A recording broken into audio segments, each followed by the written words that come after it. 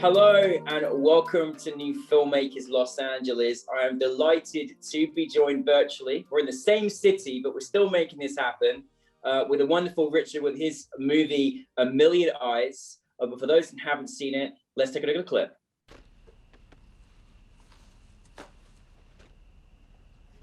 Do you think I'll ever be as good as you? Hell, you're probably already better than me. I can frame a portrait, capture a landscape, but I ain't got what you got. You are part of the conversation now. Well, what if I don't kind of say? Man, I ain't talking about words, Leroy. I'm talking about what's in here. You have the ability of showing us things in a different way. The way you feel it.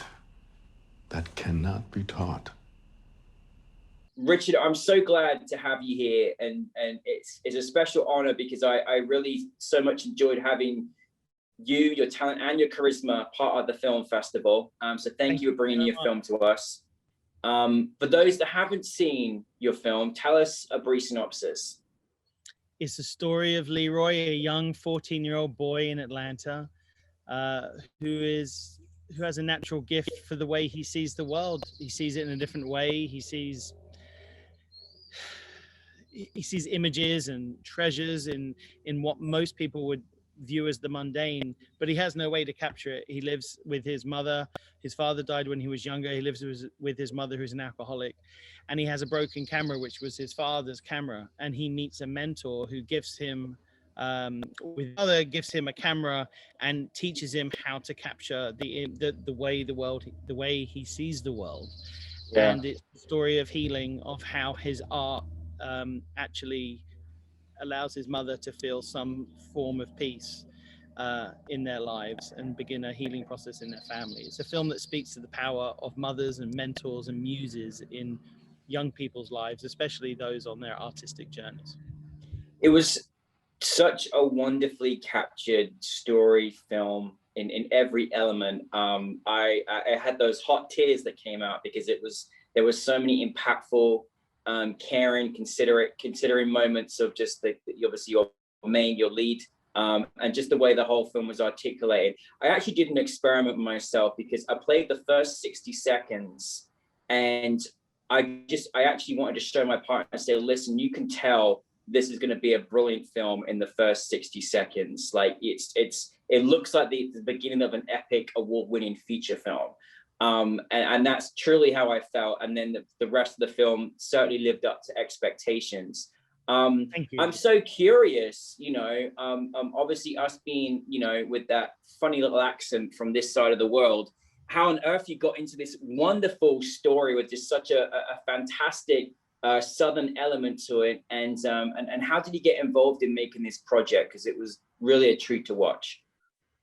Just growing up in England, you'd always see films and photography of the South, and it just spoke to me visually as an incredibly kind of mythical place.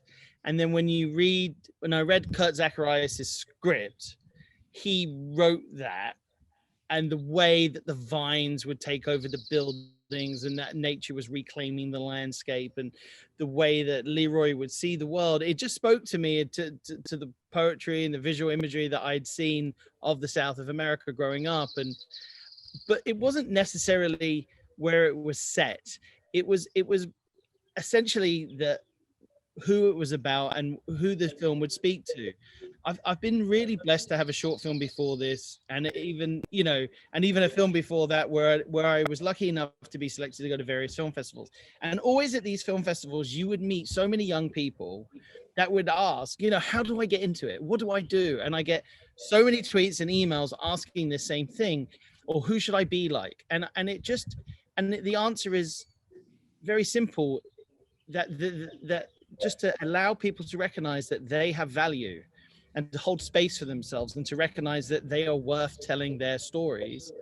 And I just wanted to speak to the young boy that I was, that had a mentor in my life. I had 2 or 3 mentors that helped me. And without them, I certainly wouldn't have done anything. And I just wanted to speak to that opportunity that I was given. And traveling America, I just see so many young people who are told by their parents, oh, get a real job. I think my dad still tells me this, but he does it in a joke. But there are parents who just think a job in the arts is a joke. It's true. And it's not. And it is such a worthy pursuit in one's life, and it's not even a career, it's just one's life passion sometimes. Yeah. And distinguish the millions of voices that have not even had a chance to speak is a real travesty. And I just wanted the film to speak to those who might come across those kids and then realize, well, no, I could give them a camera, or I could give them some advice, or even just some support along their journey.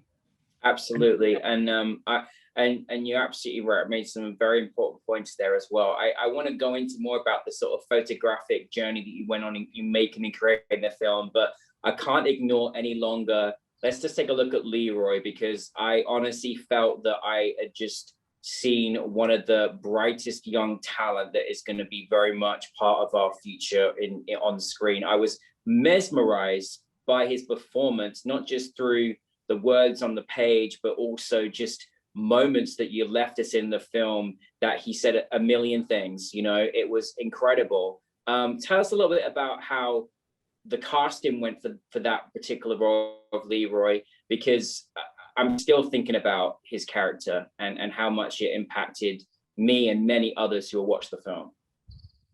Both Elijah Cooper and his family, his beautiful, beautiful family, will be so touched to hear you say that. I know, because they text me every other day, and we keep in touch. The casting was all down to my producer Josh Reinhold having a relationship with a casting director in Atlanta that basically just said, this is the kid, and got him in to do it. You know, it wasn't even a case where we auditioned thousands of children. Like we did audition like 20, 30 kids, but from day one, Chad Darnell, the casting director, was like, no, this is the child. I've been trying to break him into something. And we met him, and he was in, I just felt he was someone that had the most beautiful and unique instincts. And I always look that for an actor. I always feel the job of a director is to cast it right. They're like racehorses. You just put them in the gate and lift it up, let them do their thing. And he had particularly difficult introduction to movie making on this, because the way we wanted to shoot it was fiercely technical. So it wasn't as if I was just putting the camera back and letting him explore his instinct. We wanted very precise composition and photography, so he had to hit his marks. And it's really dangerous to do that with young children, because if you give them more than 2 notes, you've lost them. Yeah. But he did it, and I'm so proud of him. He works so hard. And you know, when you're dealing with children, you can only work them 4 hours a day. So to go from setup to setup within that time was an extremely incredible feat that he managed to pull off, and I owe him everything. And now he just got cast in a Jamie Foxx series that's on Netflix that just came out. He did.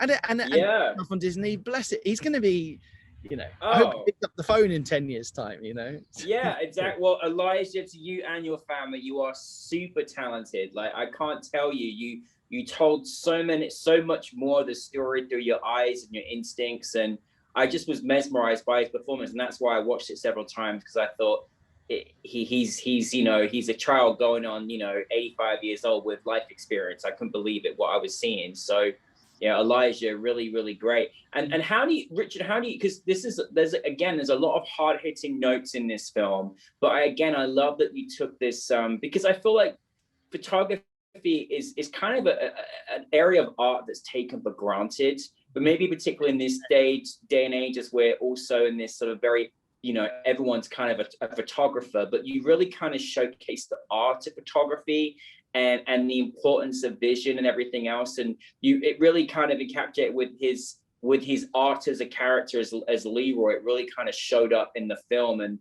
showed the beauty of photography.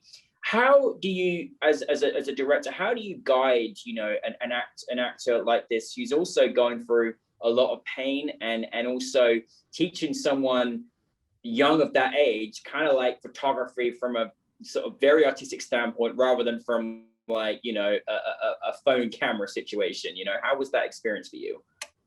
He's an old soul, and I feel that the character is a bit of an old soul, and we live in a very instant society, Instagram, and just to really teach him about photography and the patience that comes with it, and the fact that, you know, one click you got 12, maybe 19 pictures in a row, and that click, that decision to take that photograph is a monumental one. Yeah. And just to bring him back and then surround that education with a film that reflected photography, not just in terms of its poetic style, but a patient film, a film that allowed space and just the moments to happen and not try to rush it, which is the decision for a lot of single take scenes as well. So I couldn't really speed things up. I wanted it to feel long. I wanted it to feel patient. It just felt like that should be the language of the film. And then surrounding that was the genius that is our director of photography, Jaron Blansky, who good. Like I didn't know he was going to get nominated for an Oscar, you know, a year later, but there he was. And so he did The Witch, which I loved, and he did, after The Witch, he did my short film Souls of Totality, and then he did The Lighthouse, and then he did A Million Eyes. And he's just he's one of the most passionate people I've ever met about photography. And we were in Atlanta, Jaron and I, and we basically sought out the only working darkroom left in Atlanta, and it was in a guy's house, strange enough, next door to where they shoot Stranger Things in suburbia. Oh, funny. Somewhere. And we went into this, and we spent the entire day geeking out in this guy's darkroom. And all of the photographs that you see in the film on the wall, all of the darkroom paraphernalia, that's all from his real darkroom. So and Jaron and the photographer we found were just, you know, it was a hand meet a glove moment. They just loved each other. I mean, because the question's already answered. My question was, you know, when you're making something that is, you know, so much about photography and the art of photography, you really have to kind of encapsulate, you know, that in the film through your cinematography, and then of course you go and get a nominated cinematographer for an Oscar. So it kind of speaks for itself that you had the right team with you to sort of to do that. Listen, I mean, again, I really did love how you took time with each and every scene. I actually really appreciated that. There's so many times where films, they cut to another scene or they go too quickly, and I'm like, no, let me just sit in this moment because I'm feeling this right now. And I love how the pace in which you took the film, it was so needed. What would you kind of say was maybe some of the bigger challenges that you may have faced? Because I mean, there's a lot of different scenes that you did have. You know, and also a lot of different locations, both, you know, in exterior. I was thinking about you the whole time, thinking, how does this all work? Yeah. What were some of the biggest challenges that you had in making it? Just twofold. That it was an epic short. It's talking heads at the end of the day, but oh my word, I didn't really anticipate how difficult and how big it would end up becoming.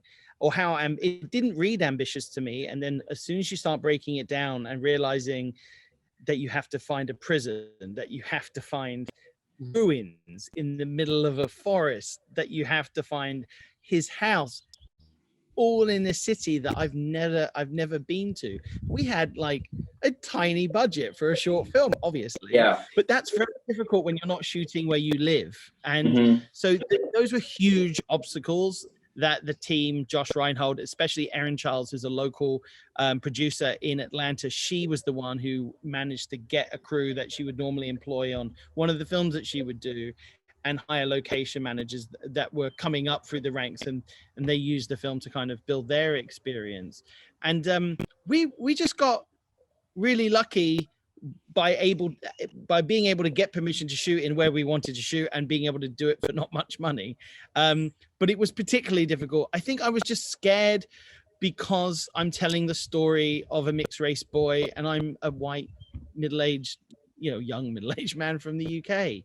And so I just had to make sure that I listened and I collaborated I thrive on collaboration, but this I had to be very careful and make sure I was collaborating with people that didn't look like me, that didn't have an opinion like me, and I wanted to help echo those voices in this.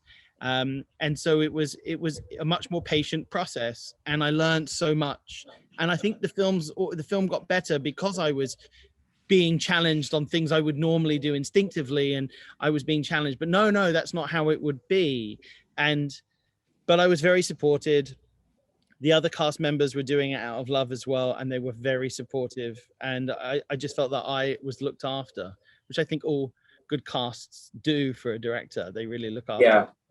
But those were the challenges essentially that we'd gone through. I was really worried, and because I didn't want the film to be about me. I didn't want it to be a Richard Raymond film. Hi, here's my film. I'm trying to use it to further my career.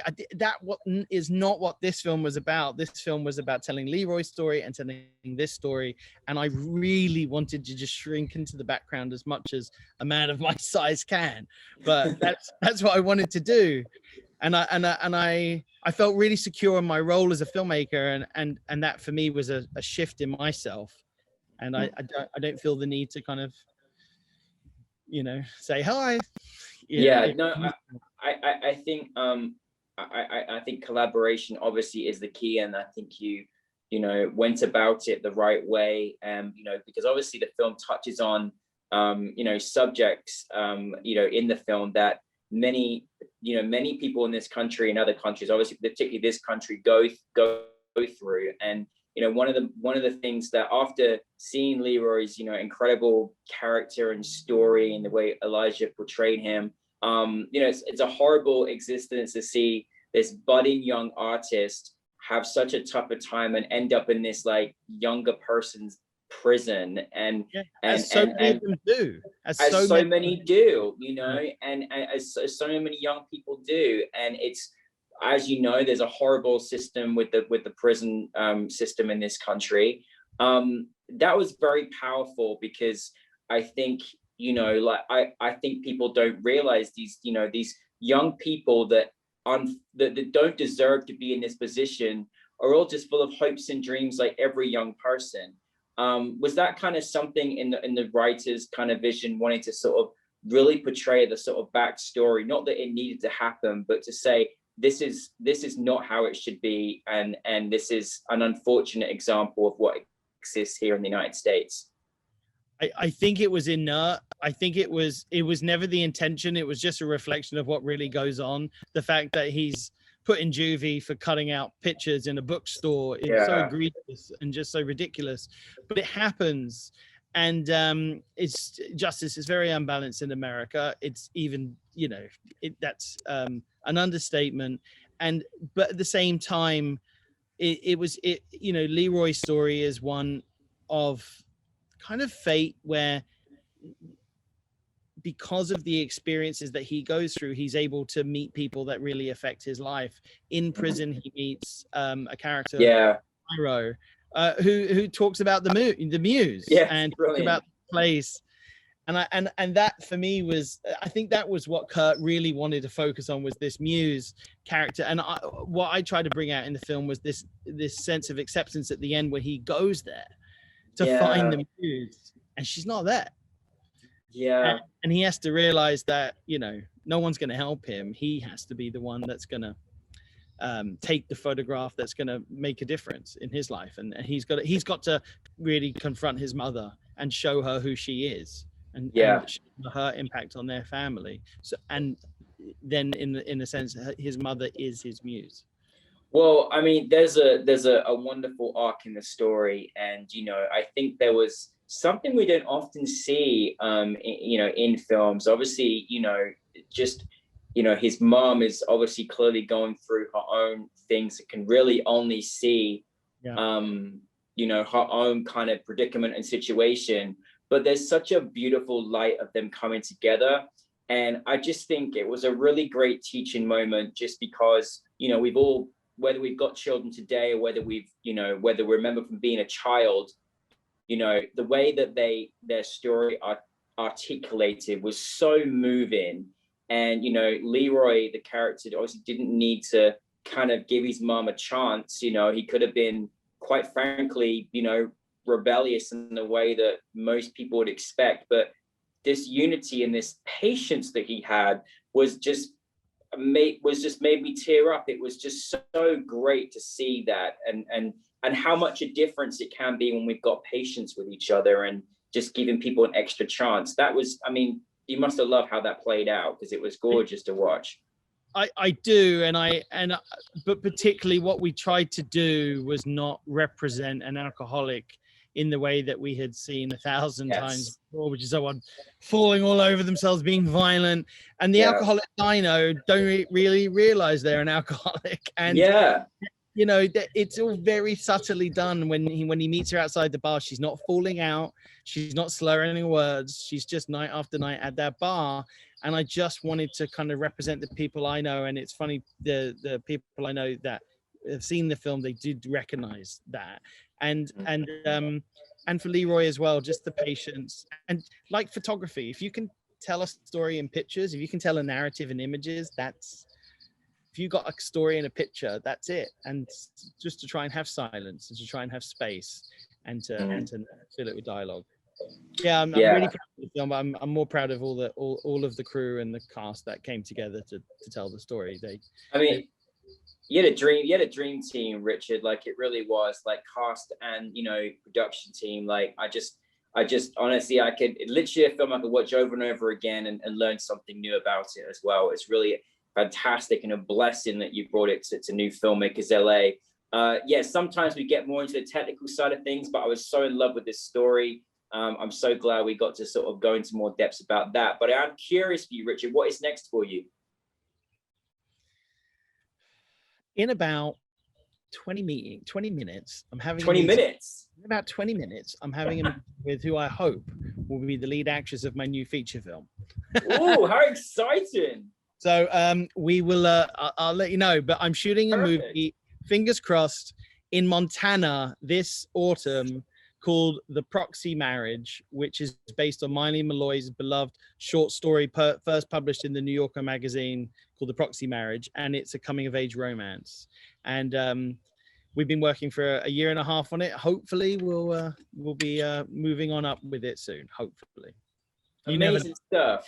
Well, best wishes for that meeting. By the time we meet again, I mean, who knows where we'll be or what we'll be discussing, but that's amazing, and best wishes with that. And you know, thank you, Richard, not only just for your vision, your talent, but just for being such a, you know, open-minded and understanding director that really just, you know, just takes in everybody's understanding and feelings and do it such with sensitivity and careness. And I think it's just amazing to have you part of the industry. So thank you so much, Richard. We really appreciate you.